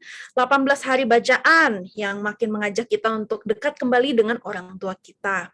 Forum diskusi dengan teman-teman panen untuk sharing Bible dan pengalaman. Dan tentu saja di semua grup-grup seperti ini ya, bisa curhat-curhat juga dengan teman-teman sekelompok. Jadi langsung aja scan QR code yang ada di layar. Nah, daftarnya itu paling lambat 4 hari lagi guys, hari Jumat ini hari terakhir, jadi jangan lupa untuk daftar. Dan kalau mau tanya-tanya bisa kontak Cliff yang hari ini juga hadir di panen.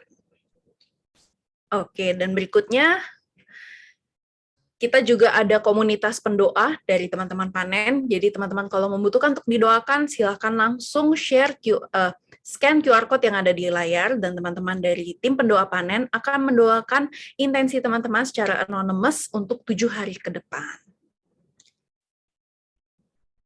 Ya, dan yang last but not least, welcome banget untuk teman-teman yang baru pertama kali join panen, termasuk Romo Hermanto ya pada malam hari ini. Nah, teman-teman yang baru pertama kali join panen dan mungkin tertarik ya untuk ikut kegiatan-kegiatan panen berikutnya, dan supaya lebih gampang untuk kita untuk reach out ke teman-teman, silakan mengisi link absensi yang teman-teman admin dari tadi udah beberapa kali taruh di chat box, nanti akan ditaruh lagi. Jadi supaya dari teman-teman Asher kita bisa welcome teman-teman dengan lebih intimate lagi, dan bisa mengajak teman-teman untuk join acara panen berikutnya. Oke, segitu saja pengumumannya. Belum. Oh iya, mohon maaf. Lupa. Jadi teman-teman, bagi teman-teman yang terketuk hatinya untuk memberikan persembahan kasih untuk operasional panen, dan juga di mana 20% dari pendapatan yang kita dapat dari persembahan kasih ini akan dialokasikan khusus untuk dana panen charity, di mana kita menjadwalkan kegiatan sosial tiap bulannya. Aku kasih waktu bentar buat teman-teman untuk mungkin bisa share QR BCA yang ada di layar. Jadi beritanya adalah panen 14 Maret. Valen kameranya langsung di depan kamera banget ya, kamera HP-nya. Ya, jadi teman-teman nih 100% sukarela, dan buat teman-teman yang mungkin mau berbagi kepada panen, kita sangat berterima kasih. Oke, sepertinya itu saja. Iya, sip.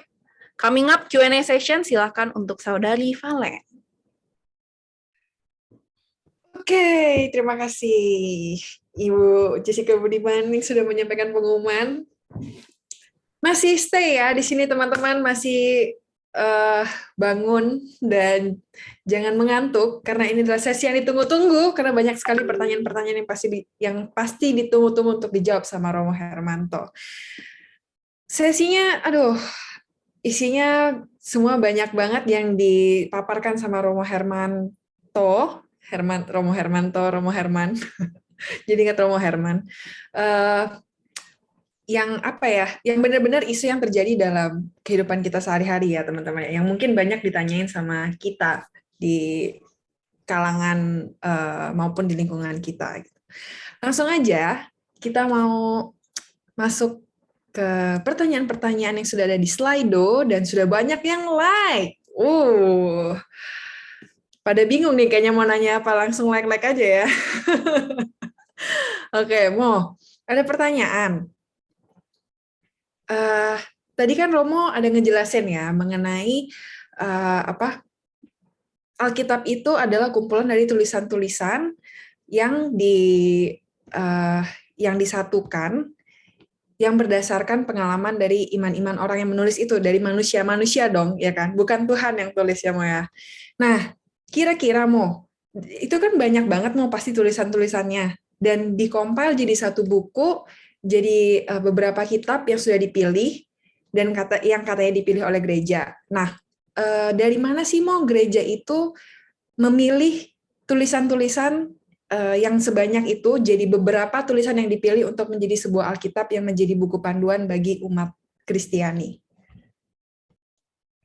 Oke, begini. Tadi saya jelaskan bahwa gereja itu lebih dulu ada dari Alkitab. Komunitas Kristen ini lebih eksis lebih dulu. Lalu komunitas Kristen inilah kemudian berpikir, wah, kita juga harus memilih pedoman dalam hidup iman kita. Nah, komunitas Kristen yang pertama ini sudah membawa kitab sucinya yang awal. Karena terbentuk dari budaya dan tradisi Yahudi, maka mereka pun juga membawa kitab suci Perjanjian Lama ini. 39 buku plus itu tadi. Sudah membawa duluan. Ingat bahwa gereja meyakini para penulis Perjanjian Baru itu, komunitas Kristen, mengambil kitab suci dari orang-orang Yahudi yang ada di luar Palestina. Mereka berbahasa Yunani.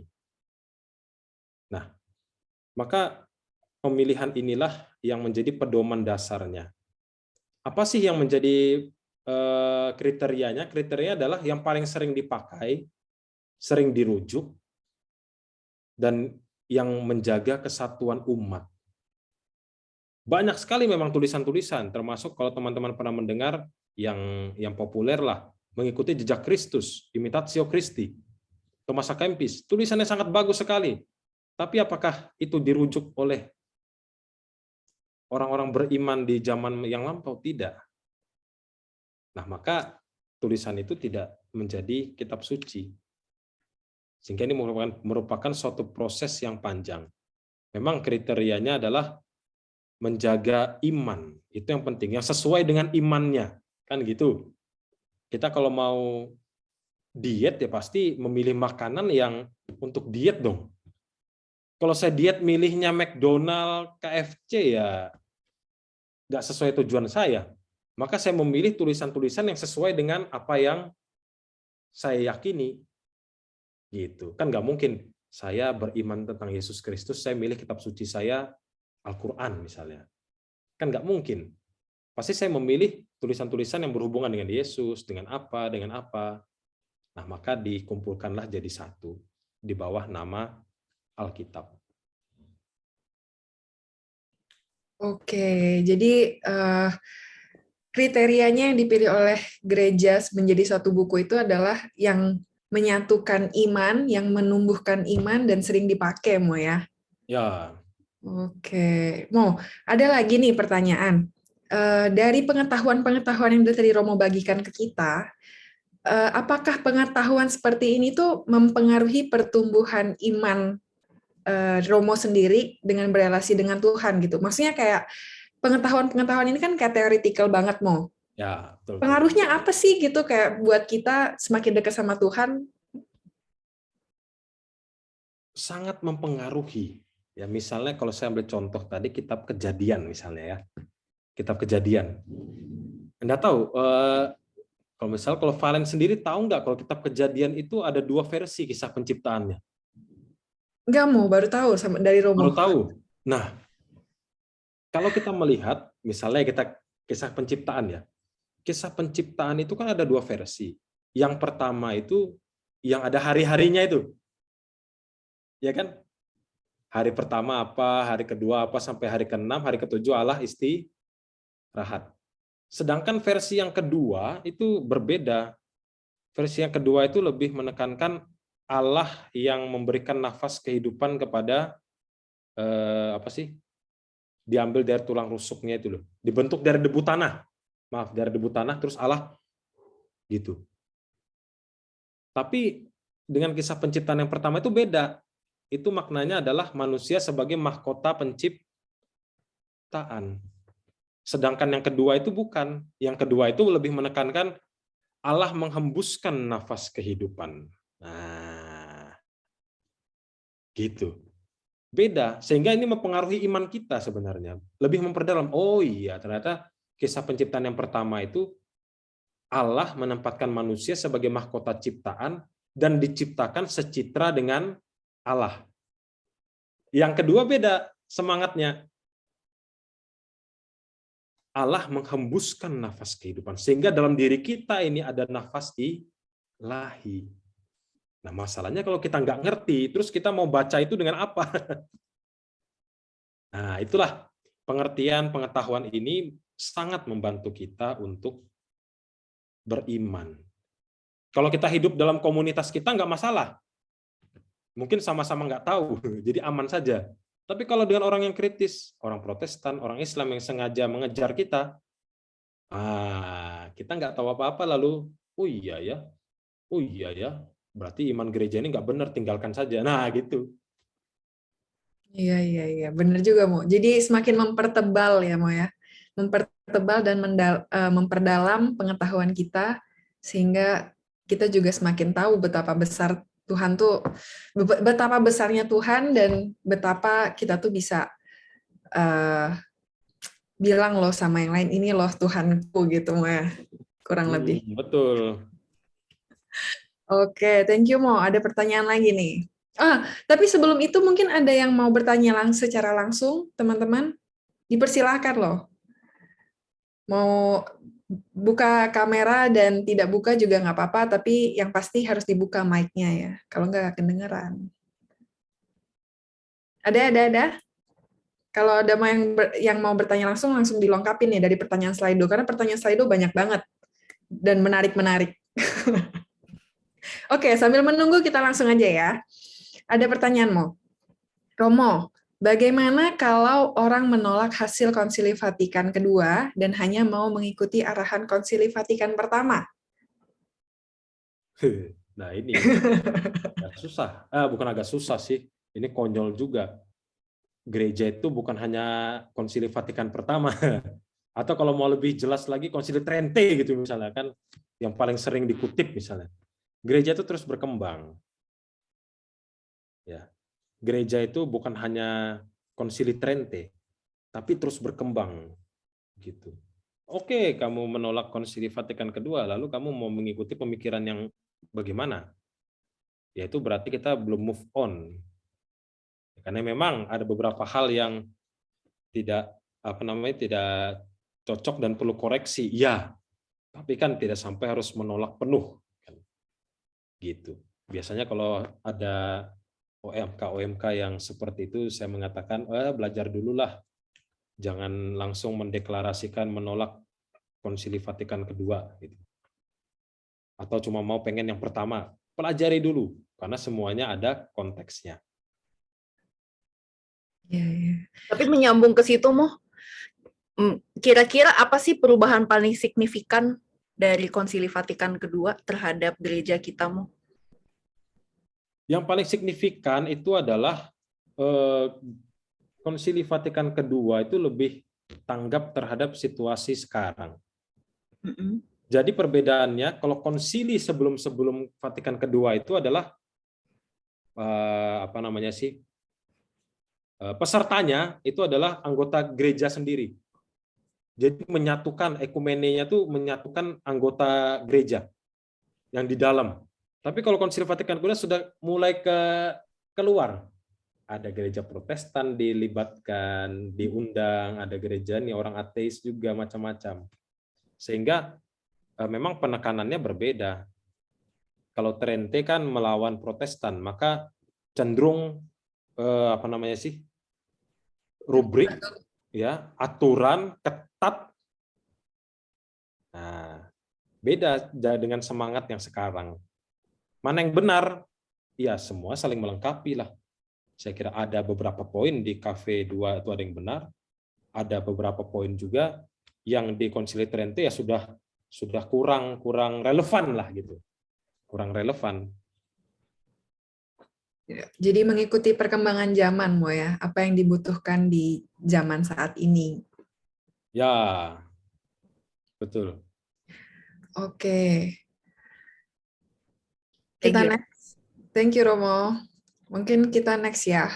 Masih banyak nih pertanyaannya. Romo, jadi, Mega mau bertanya secara langsung. Silahkan, Ibu Mega. Oh, boleh langsung ya? Oke. Malam, Romo Herman. Ya, Suara saya ya? kedengaran. Oke. Mo, aku pengen nanya sih, penasaran aja, kalau misalnya rumusan tradisi Katolik itu gereja rumusinnya dari mana ya, Mo? Kan misalnya waktu awal-awal di kitab Perjanjian Lama tuh misalnya kayak Daud tuh boleh punya banyak istri, itu kan nggak apa-apa. Kalau sekarang kita cuma boleh punya istri satu gitu kan, maksudnya suami cuma boleh punya istri satu.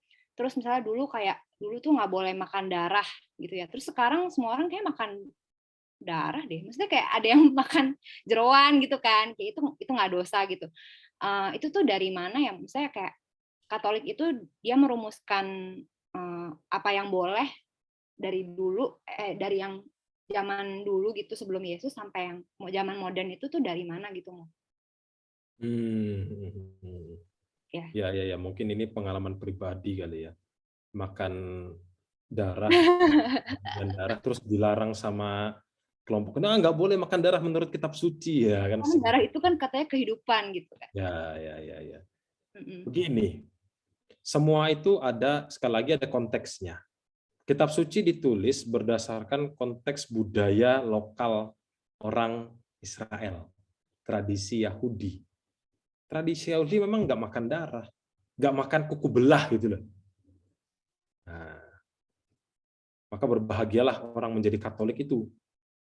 Sebab Yesus sendiri mengatakan semua makanan itu halal. Nah, kan ada perubahan di situ.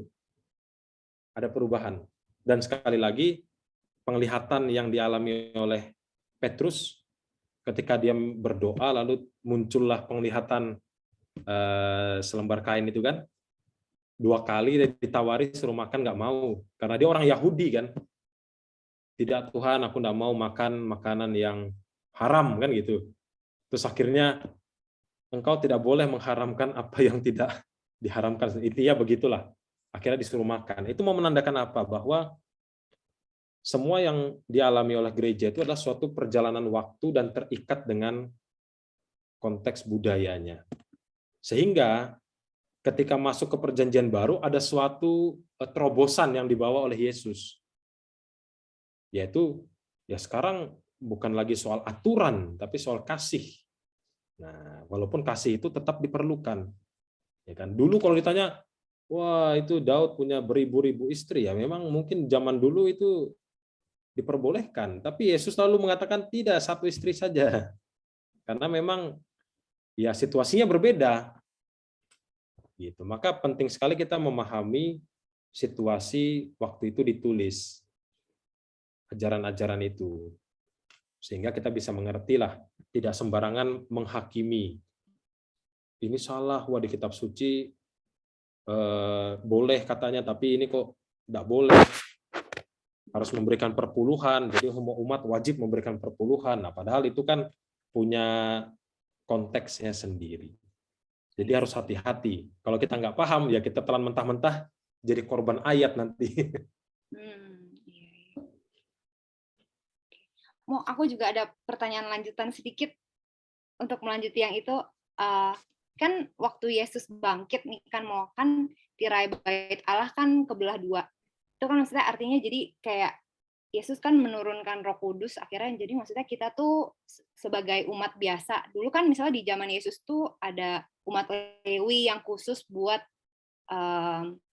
ya untuk khusus buat apa ya? Pokoknya mereka yang dekat sama Tuhan deh, mereka doang yang boleh mendekati tabut perjanjian. Pokoknya bait Allah tuh diurus sama mereka kan. Orang biasa kan nggak boleh menghadap area kudus gitu kan. Tapi kan waktu Yesus bangkit itu kan udah dibelah tuh. Apakah sekarang itu kita, maksudnya kita kan punya Roh Kudus sekarang. Apakah sekarang itu kita diberi wewenang oleh gereja untuk menafsirkan secara pribadi, misalnya apa bacaan yang kita dapat dari kitab suci gitu ya apa, tapi tentunya dengan kita percaya dengan perantaraan Roh Kudus dan perenungan dengan Tuhan gitu. Jadi enggak ya gitu. Dua hal yang berbeda sih. Oh, Dua hal yang berbeda. Sobeknya tirai di bait Allah itu sebuah lambang sebenarnya. Bukan waktu Yesus bangkit, tapi waktu Yesus wafat. Wafat ya. Itu kan disebutkan terjadi gempa lalu tirai bait suci terbelah dua. Itu mau melambangkan sekat antara Allah dan manusia itu sudah diruntuhkan oleh Yesus sendiri. Sehingga jarak itu sudah nggak ada lah istilahnya. Nah itu makna kematian Yesus. Kalau dulu kan harus imam yang masuk ke tempat Maha Kudus. Bait suci itu kan ada tahap-tahapnya. Jadi seolah-olah manusia itu jauh sekali dari Allah. Maka ketika Yesus wafat, tirai terbelah itu mau melambangkan Allah itu sudah dekat sekali dengan manusia. Nah itu satu hal. Ya, hal lainnya adalah karena Yesus sudah memberikan kita Roh Kudus, kita dianugerahi Roh Kudus, apakah boleh kita menafsirkannya? Boleh saja. Boleh saja. Sebagai pribadi yang membaca kitab suci, ya, kita pasti punya pemikiran, punya perasaan, punya pengalaman sendiri. Ya. Pasti. Nah, masalahnya adalah pengalaman kita itu jangan sampai juga keliru. Nah, ini hati-hati. Maka itulah gunanya gereja sebagai penafsir resmi ayat kitab suci. Untuk apa? Untuk meluruskan pemahaman kita. Syukur kalau sejalan, kalau enggak, cungkilah matamu. Lebih baik bermata satu masuk surga daripada bermata dua tinggal di neraka. Kita memahaminya sungguh-sungguh lalu cungkil mata. Ya keliru. Maka gunanya gereja itu sebagai penafsir resmi ya itu untuk meluruskan hal itu. Tetapi bukan berarti kita harus menuruti juga, enggak. Kita juga punya pengalaman tersendiri. Iya. Ya kan, punya pengalaman tersendiri ketika kita membaca kitab suci lalu kena dengan pengalaman kita, nah situlah terjadi interaksi antara Allah dan manusia. Begitu. Jadi jangan takut kalau punya pemahaman sendiri di-sharingkan. Nah, pokoknya jangan sampai sesat aja gitu. Iya. Siap, Mo. Thank you, Mo. Oke. Oke, thank you Mega. Wah, ini ada pertanyaan lagi. Pertanyaan secara langsung, silahkan Ko Andi. Malam, Mo. Selamat malam. Ya, mau tanya, dalam situasi apa Alkitab sebagai teks dan dalam situasi apa Alkitab sebagai ini ya penghayatan iman? Maksudnya kalau teks ya sebagai tulisan saja, hanya sebagai buku, dan dalam kondisi apa kita jadikan Alkitab itu sebagai panduan iman? Itu saja sih. Ini pertanyaan yang bagus ini, kira. Betul. Kita bisa menjalankan kedua-duanya. Saya kalau mempersiapkan homili, membaca kitab suci, lalu membaca buku tafsiran, itu jalan keduanya. Saya membaca ini sebagai sebuah teks, sebagai sebuah refleksi iman juga. Sebagai sebuah teks apa? Saya membacanya teliti, berulang-ulang. Kadang Yesus ini bikin kita bingung juga. Nah, jadi nggak lurus-lurus saja membaca kitab suci sambil meditasi, Di akhir, demikianlah sabda Tuhan, terpujilah Kristus, dalam nama Bapa dan Putra dan Roh Kudus, tangan di dada, selesai. Enggak. Gitu. Tapi kita membaca lalu dengan kebingungan, maksud Allah apa sih ini, kok bikin bingung aja. Lalu kita mulai bertanya. Ketika kita mulai mempertanyakan, kita mulai mencari tahu. Nah, disitulah baru muncul proses beriman. Sehingga keduanya ini berjalan bareng. Jadi nggak ada waktu khusus. Misalnya malam hari saya membaca, bla bla bla bla bla, kisah kematian Nadab dan Abihu. Selesai tanpa persoalan apa-apa. Lalu tidur dengan nyenyak. Wah. Terus di setting siangnya, saya membaca ini, saya mau teliti sebagai seorang kritikus sastra misalnya. Nggak bisa. Bukan nggak bisa sih, ada sesuatu yang kurang. Maka kalau kita membaca kitab suci sebagai orang Katolik, bacalah sebagai sebuah buku iman. Buku dan iman. Jadi kedua-duanya bisa berjalan bareng. Sekalipun sebagai sebuah buku, dia mungkin ada kontradiksi, ada kesalahan data misalnya, tapi itu tetap bisa membantu kita beriman sebagai sebuah spiritual gitu. Jadi jangan khawatir, jangan dipisahkan waktunya. Gitu. Saya kalau meneliti perikop Injil, ya saya bagi-bagi per ayat, terus tentukan subjeknya mana, predikatnya mana. Predikat ini yang ditentukan. Predikat ini yang sering muncul. Berarti Yesus mau menekankan ini. Gitu, menyembuhkan misalnya, disembuhkan. Nah, itu kan campuran antara menganalisis dengan Yesus menyembuhkan. Iman, sisi iman juga jalan seperti itu.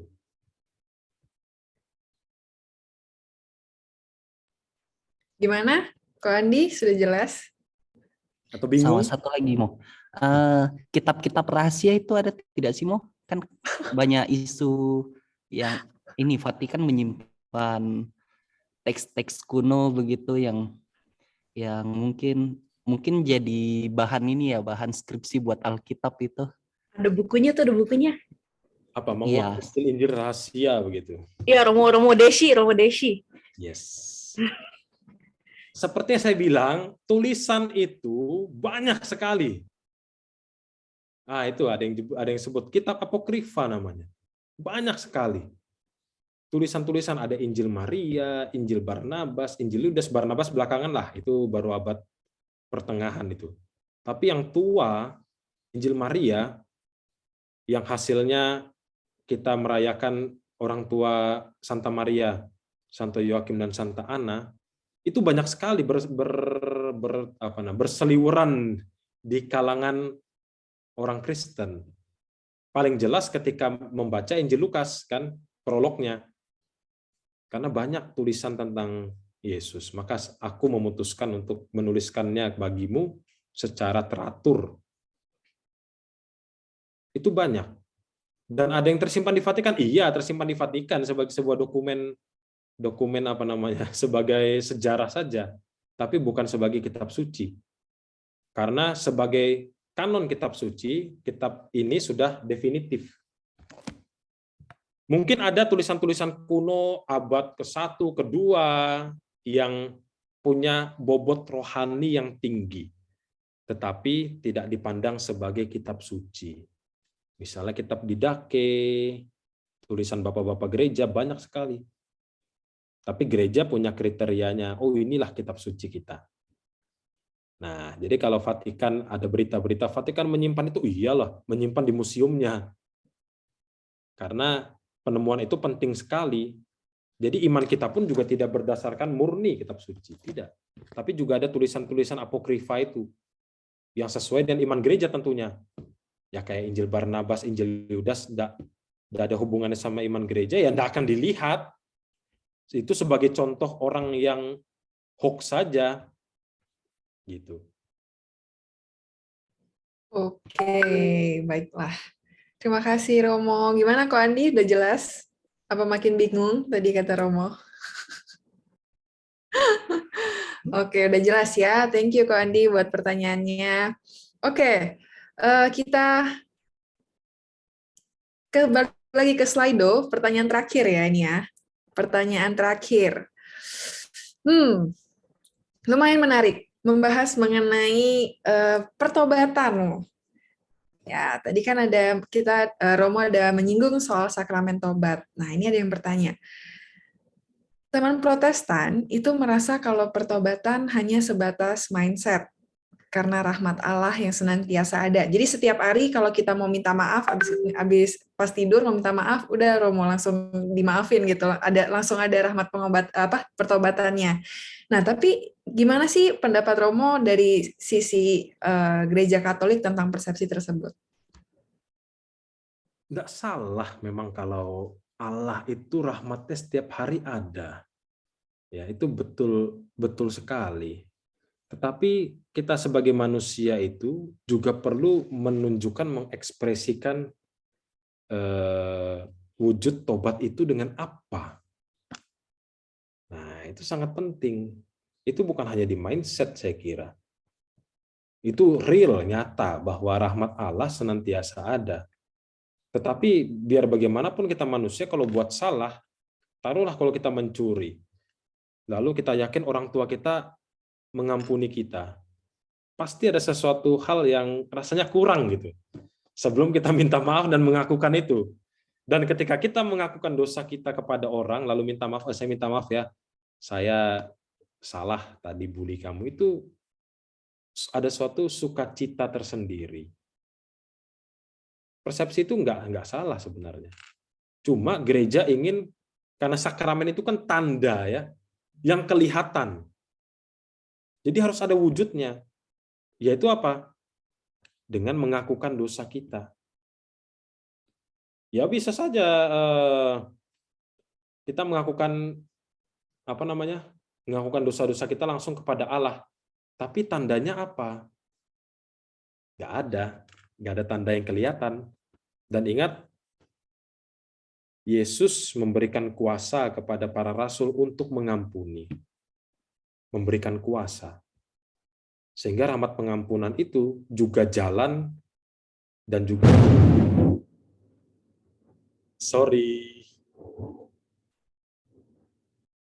dan mobil pun berbunyi. Petirnya besar sekali. Nah, rahmat Allah itu juga tersalur lewat para imam. Tentu perasaan kita berbeda ketika mengakukan dosa kita dan hanya berdoa langsung kepada Allah. Karena memang ada perbedaan. Dengan pengakuan dosa, itulah tanda yang jelas kalau kita bertobat.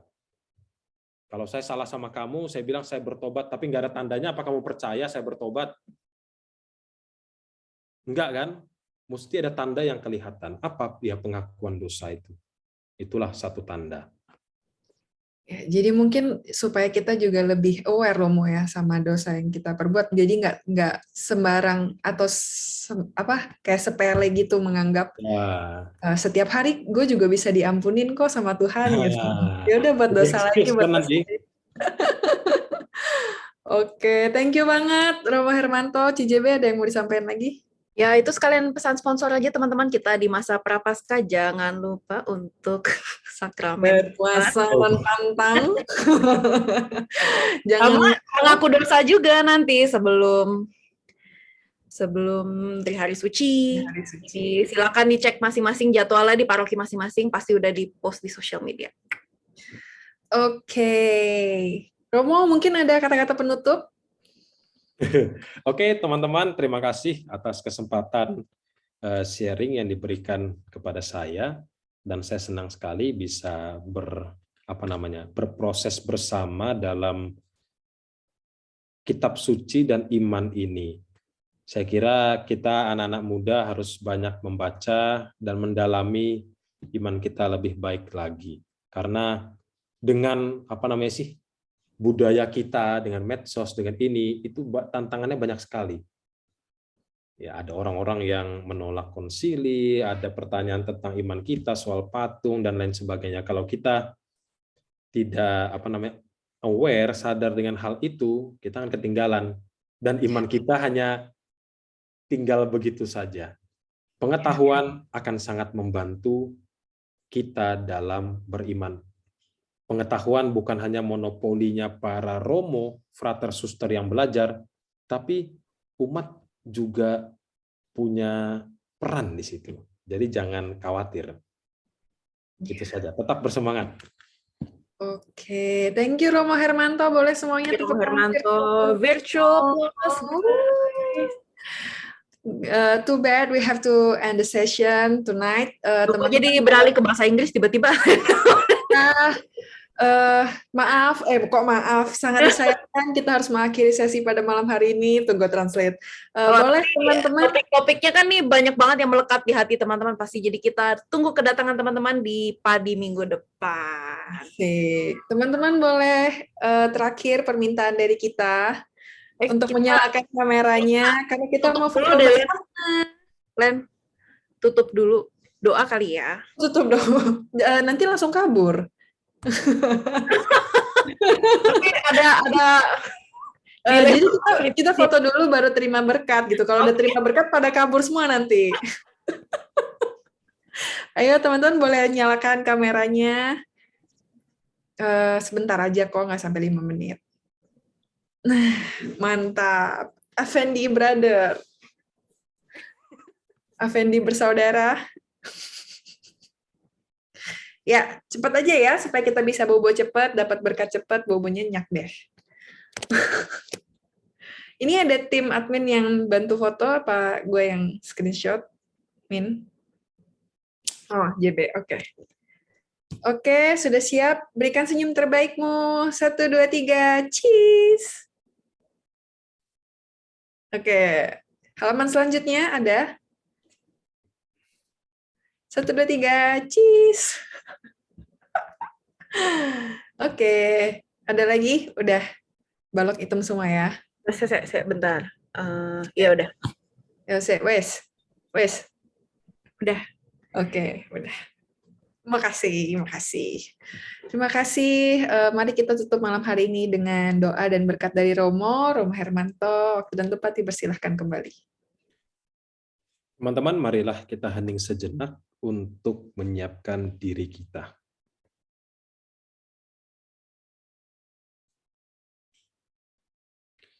Dalam nama Bapa dan Putra dan Roh Kudus. Amin. Allah Bapa yang Maha Kuasa di surga, kami melambungkan syukur kepadamu karena Engkau telah menyertai pertemuan kami pada malam hari ini untuk membahas Alkitab dan Sakramen. Semoga apa yang kami dapatkan dari proses ini bisa membantu kami untuk semakin mengenal Engkau dalam kitab suci dan juga sakramen-sakramen gereja. Kami mohon kepadamu ya Tuhan, bimbinglah seluruh usaha kami dalam proses beriman ini, agar apa yang kami dapatkan dapat pula kami hayati dan kami terapkan dalam hidup sehari-hari. Kami mohon berkat-Mu untuk istirahat kami malam ini ya Tuhan. Berkatilah kami dan juga keluarga kami, supaya besok pagi kami dapat bangun lagi dengan gembira hati untuk memuji Engkau. Semuanya ini kami serahkan kepadamu dengan pengantaraan Kristus Tuhan kami. Amin. Tuhan bersamamu. Semoga Allah yang Maha Kuasa memberkati saudara sekalian beserta istirahat kita pada malam hari ini, Bapa dan Putra dan Roh Kudus. Amin. Amin. Thank you, Romo Hermanto. Thank you. Sampai ketemu lagi di sesi-sesi lainnya. Sampai ketemu lagi. Nggak tahu kapan diundang seri. Oke. Dan juga terima kasih untuk teman-teman panen yang sudah hadir pada malam hari ini. Semoga makin dikenyangkan ya kehausan akan imannya. Selamat beristirahat buat teman-teman semua. Kita ketemu lagi di sesi panen selanjutnya. Saya Jessica. Saya Valencia. Kita pamit undur. Selamat malam. Malam, Tuhan berkati.